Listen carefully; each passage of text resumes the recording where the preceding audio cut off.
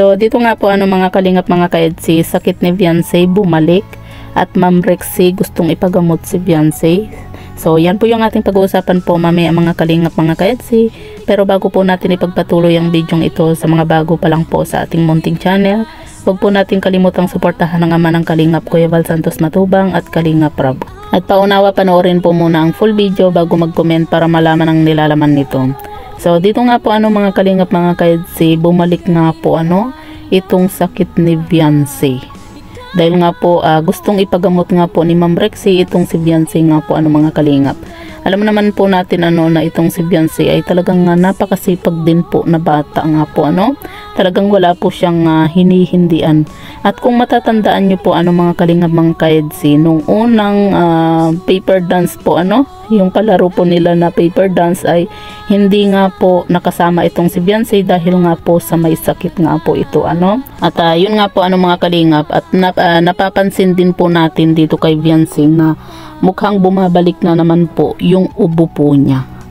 'Di ba? Kaya marami po yung nagsasabi nga po na dapat magpa-general check-up na po talaga itong si Viancy kasi yung ubo po niya matagal-tagal na po.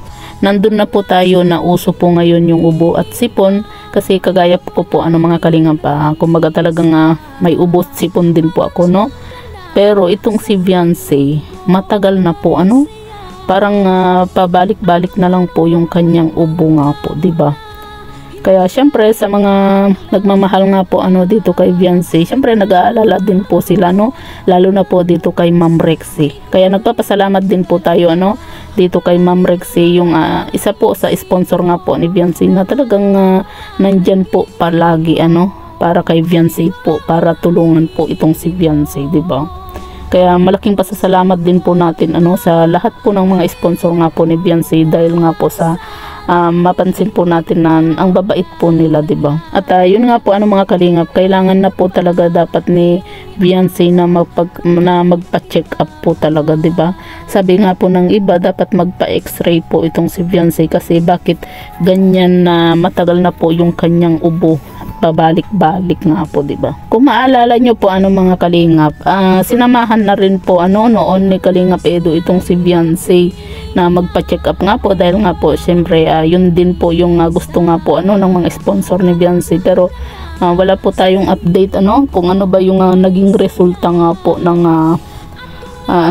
yung check up nga po nila ni Viancy at ni Kalingap Edu. At yun nga po ngayon, saka sabi na rin po ng iba mga kalingap na hindi na rin po siguro dahil sa pagod yung itong pag-ubo-ubo po ni Viancy kasi pabalik-balik na lang po sa sobrang tagal na din, 'di ba? Alam naman po natin na napakahalaga po ang kalusugan na talagang dapat ingatan po natin lalo na po itong si Viancy, syempre 'di ba?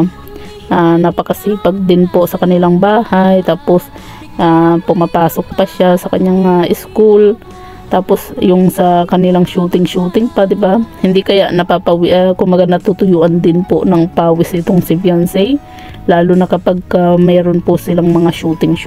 Dapat meron din pong extra na pamalit itong si Viancy nga po lalo na kapag meron po silang shooting, lalo na po kapag bumibiyahe itong si Viancy na napakalayo. 'Di ba? Dapat talagaan din po ni Viancy yung kanyang kalusugan nga po.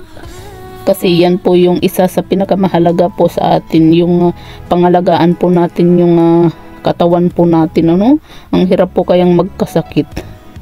At hindi lang po mahirap, napakagastos po magkasakit mga kalingap sa totoo lang. Pero yun nga po mga kalingap, malaking pasasalamat din po natin dahil nandyan po si Ma'am Rexy nga po at gustong ipagamot nga po itong si Viancy nga po mga kalingap. Sana matukoy na po talaga kung po yung sakit nga po ni Viancy dahil nga po sa pabalik-balik na lang po yung kanyang pag-ubo nga po, 'di ba?